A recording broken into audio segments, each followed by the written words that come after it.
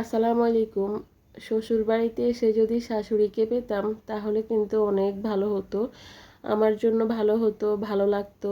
আমি আমার মাকে দেখছি, আমার মা দাদা দাদির জন্য যথেষ্ট পরিমাণে করছে, অনেক কিছু করছে আমার দাদা দাদির জন্য। আমার দাদা দাদিও আমার মাকে সম্মান করছে।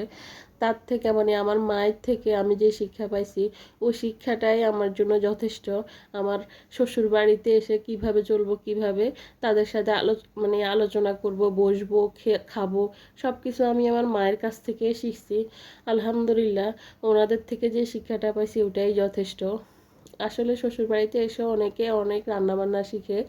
আসলে মেয়েদের রান্নাবান্নাই হচ্ছে আসল, আমি মনে করি। কারণ নারীরা রান্নাবান্না করতে ভালোবাসে, আমিও সেরকম, আমিও ব্যতিক্রম না। আমার রান্নাবান্না করতে ভালো লাগে, খাওয়াতে ভালো লাগে।